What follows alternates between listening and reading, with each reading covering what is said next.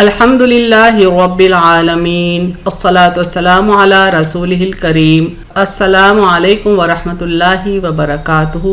यस्सनल कुरान नाम की आसान तफसीर का लेसन नंबर 5.69 है, यानी 5वें सूरे का लेसन नंबर 69 और थीम है सूरे मायदा आयात 101 और 102।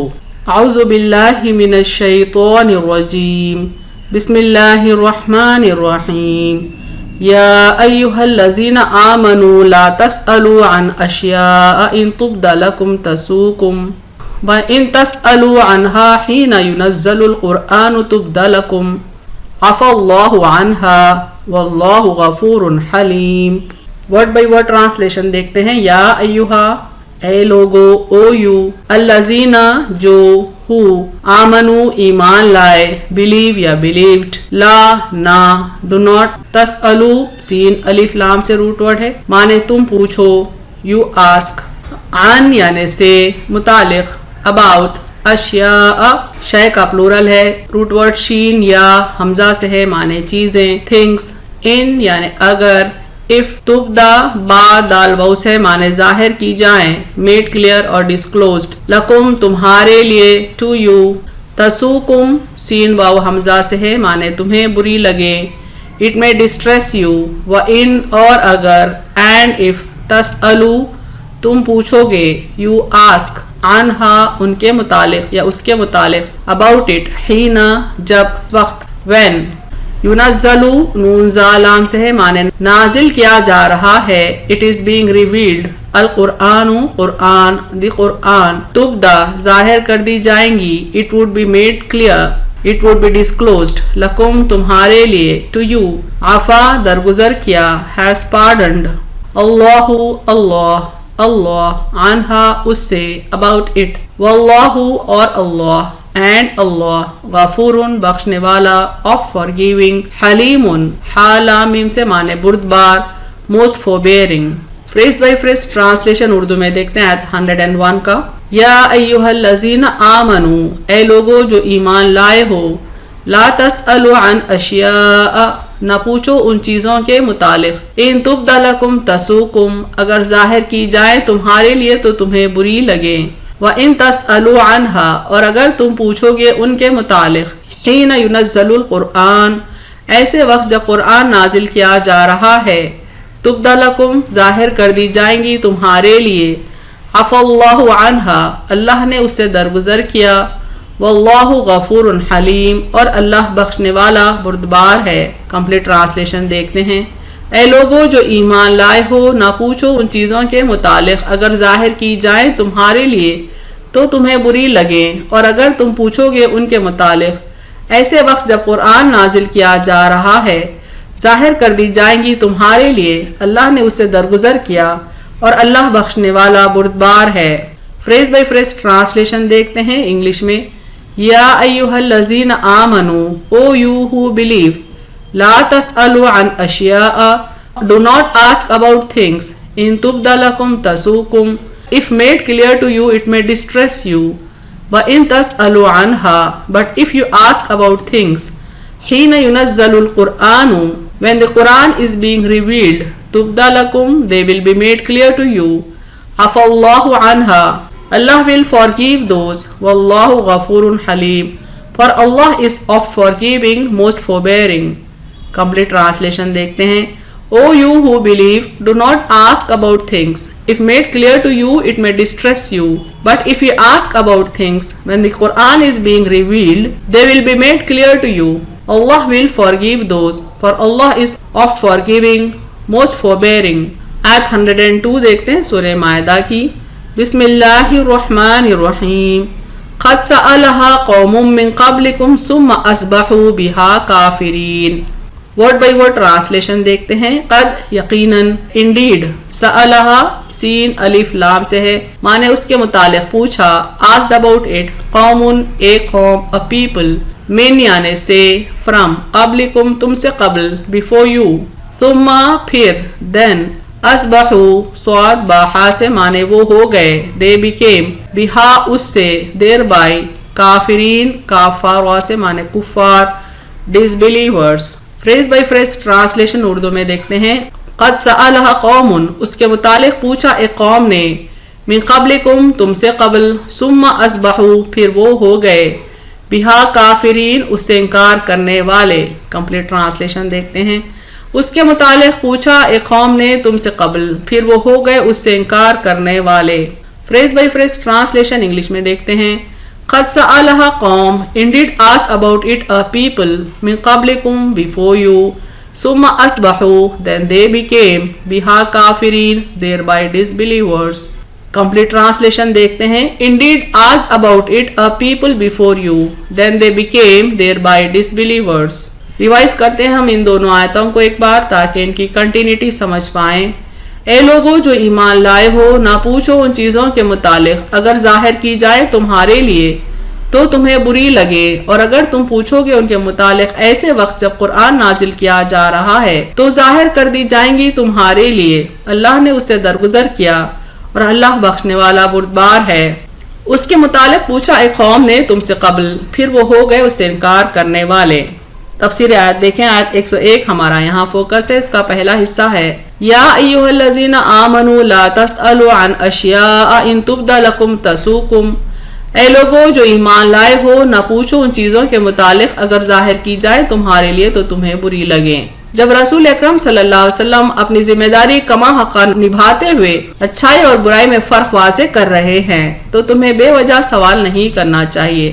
یعنی آپ صلی اللہ علیہ وسلم دن و رات اس کام میں لگے ہوئے تھے، اس کام میں جٹے ہوئے تھے کہ اللہ کا پیغام کھول کھول کر اللہ کے بندوں کو پہنچا دے، حق اور باطل کو چھانٹ چھانٹ کر بتا دیں، اچھائی برائی کا فرق واضح کر دیں۔ اس کام میں جب آپ صلی اللہ علیہ وسلم دن و رات مصروف ہی تھے تو پھر ہم کو کیا ضرورت ہے کہ ہم بے جا سوالات کرنے لگیں۔ یہ ادب کے منافی ہونے کے ساتھ ساتھ تمہارے لیے مشکل کا باعث ہوگا، یعنی یہ بے ادبی بھی ہے، اور پھر جب جواب آ جائے گا تو شریعت کا حصہ بن جائے گا جس پر عمل کرنا تمہارے لیے ضرور قرار دے دیا جائے گا، اور اگر عمل نہ کرو گے تو پھر سزا کے مستحق ہوگے۔ نزول قرآن کے وقت سوال کرنے سے اس لیے منع کیا گیا تھا کہ جب رسول اکرم صلی اللہ علیہ وسلم اللہ تعالیٰ کی طرف سے نازل کردہ وحی من و عن لوگوں تک پہنچا رہے ہیں، جس میں حلال و حرام، خبیث اور طیب، جائز اور ناجائز کے درمیان پوری طرح فرق کیا جا رہا ہے، تو پھر خواہ مخواہ بال کی کھال اتارنا جائز نہیں۔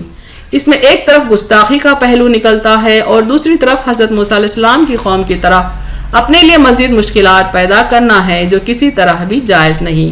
ایک حدیث دیکھتے ہیں اس سلسلے میں۔ ایک مرتبہ لوگوں نے حضور صلی اللہ علیہ وسلم سے بکثرت سوالات شروع کر دیے، چنانچہ آپ صلی اللہ علیہ وسلم ممبر پر آ گئے اور فرمایا، آؤ اب جس کسی کو جو کچھ پوچھنا ہو پوچھ لو، جو پوچھو گے جواب پاؤ گے۔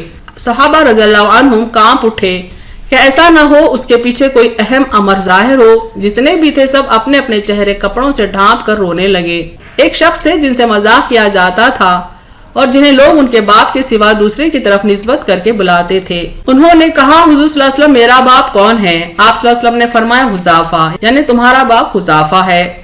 اس طرح سے اور بھی کئی سوالات لوگوں نے کیے جن کا ذکر مختلف احادیث میں آتا ہے۔ آخر میں حضرت سیدنا عمر رضی اللہ عنہ کھڑے ہو گئے اور کہنے لگے، یا رسول اللہ صلی اللہ علیہ وسلم، ہم اللہ کے رب ہونے پر، اسلام کے دین ہونے پر اور آپ صلی اللہ علیہ وسلم کے رسول ہونے پر راضی ہو گئے۔ ہم تمام فتنوں سے اللہ کی پناہ طلب کرتے ہیں۔ آپ صلی اللہ علیہ وسلم نے فرمایا، آج کی طرح میں نے بھلائی برائی کبھی نہیں دیکھی۔ جنت دوزخ میرے سامنے اس دیوار کے پیچھے بطور نقشے کے پیش کر دی گئی تھی۔ اس حدیث میں یہ سوال کرنے والے عبداللہ بن حذافہ رضی اللہ عنہ تھے۔ ان سے ان کی والدہ نے کہا، تجھ سے بڑھ کر ماں باپ کا نافرمان میں نے نہیں دیکھا۔ تجھے کیا خبر تھی جاہلیت میں کس چیز کا پرہیز تھا؟ فرض کرو اگر میں بھی کسی معصیت میں اس وقت آلودہ ہو گئی ہوتی تو آج اللہ کے رسول صلی اللہ علیہ وسلم کی زبانی میری رسوائی ہوتی اور سب کے سامنے بے آبروئی ہوتی۔ آپ رضی اللہ عنہ نے فرمایا، سنو ماں، اگر رسول اللہ صلی اللہ علیہ وسلم کی زبانی مجھے معلوم ہوتا کہ فلاں حبشی غلام کا میں بیٹا ہوں تو واللہ میں اسی سے مل جاتا۔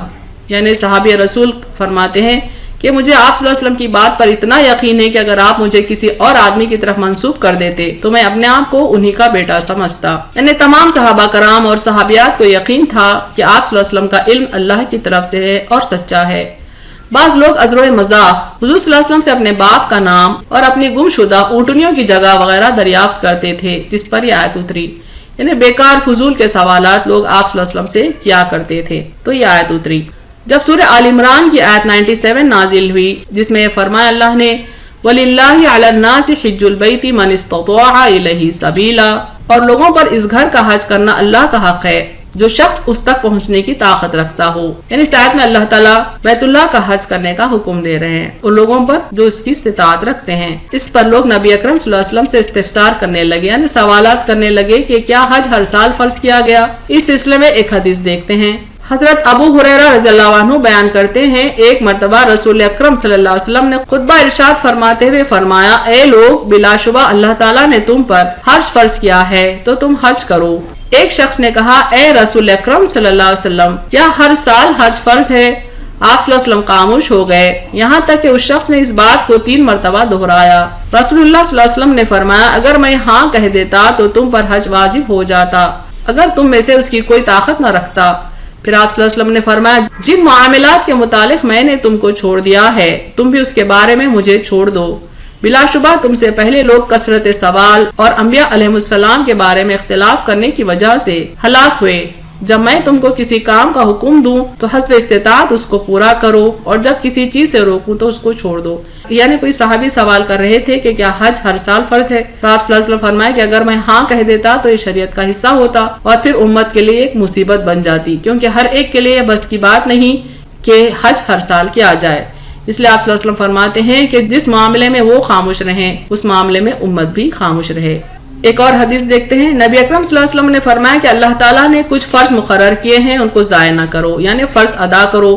بعض چیزوں کو حرام کر دیا ہے، ان کی پردہ داری نہ کرو، یعنی جو چیزیں حرام ہیں ان کو کھول کھول کر لوگوں کو بتا دو، اور بعض حدیں مقرر کر دی ہیں ان کو مت توڑو، یعنی جن سے منع کیا گیا ہے لمٹس بتا دیے گئے ہیں ان لمٹس میں رہو، اور بعض چیزوں کے متعلق دانستہ سکوت فرمایا ہے، یعنی جان بوجھ کر اللہ نے بعض معاملات میں خاموشی اختیار کی ہے، ان کے متعلق بحث نہ کرو، یعنی ان کو ڈسکس نہ کرو، تم بھی خاموشی اختیار کرو۔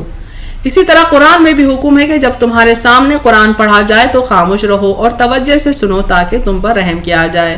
چونکہ قرآن احکامات کا مجموعہ ہے، جب قرآن پڑھا جاتا ہے تو ہماری ذمہ داری ہے کہ ہم خاموش رہیں اور توجہ سے سنیں تاکہ ہم کو احکامات سمجھ میں آ جائیں، واضح طور پر ہمارے لیے ذہن نشین ہو جائیں، تاکہ ہم کو مزید کوئی سوال کرنے کا موقع نہ رہے۔ وَإِذَا قُرِئَ الْقُرْآنُ فَاسْتَمِعُوا لَهُ وَأَنصِتُوا لَعَلَّكُمْ تُرْحَمُونَ، اور جب قرآن پڑھا جاتا جائے تو اسے کان لگا کر سنو اور چپ رہو تاکہ تم پر رحم کیا جائے۔ زندگی کے تمام شعبوں میں اللہ اور رسول کا کلام ہی رہنمائی کے لیے کافی ہو جائے گا۔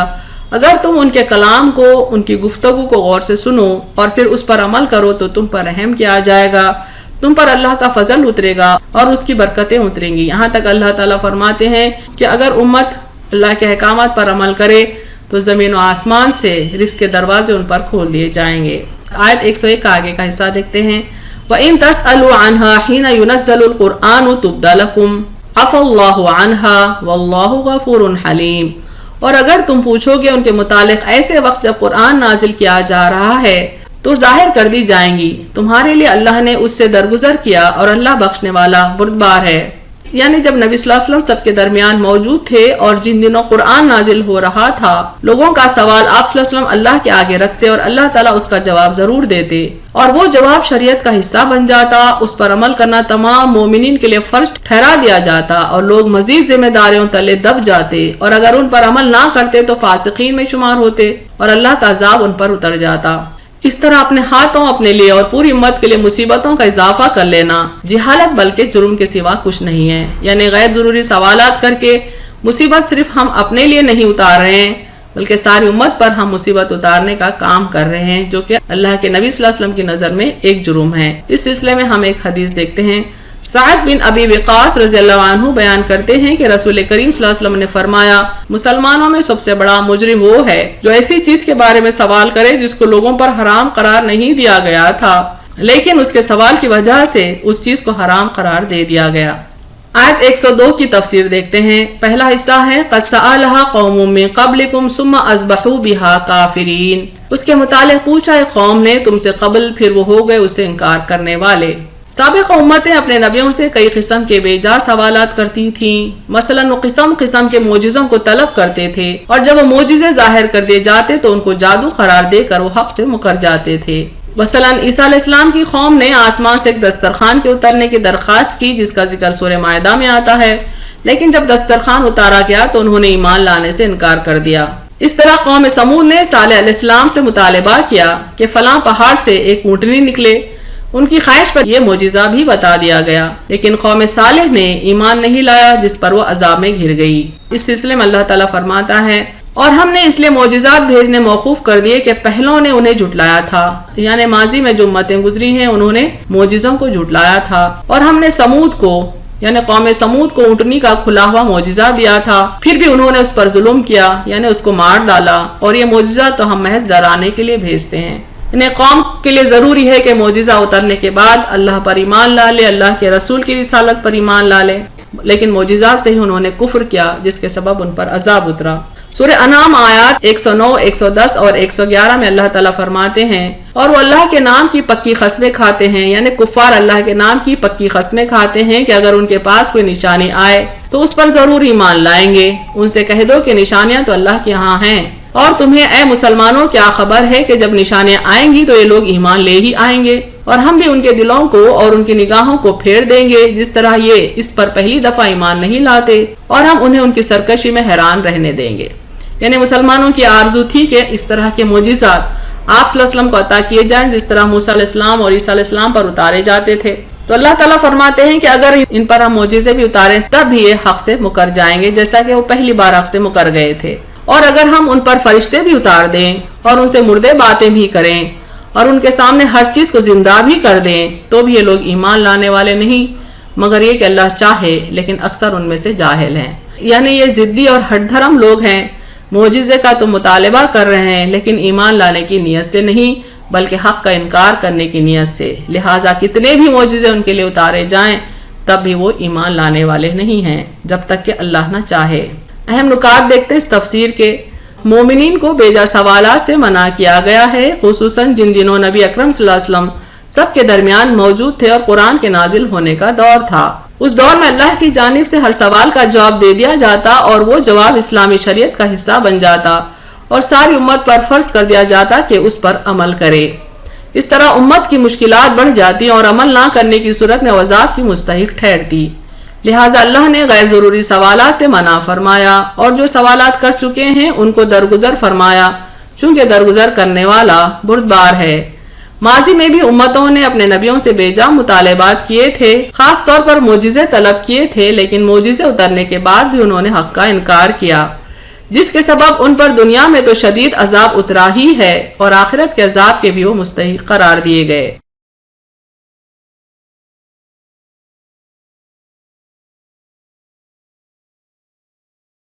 وآخر دعوانا الحمد للہ رب العالمین۔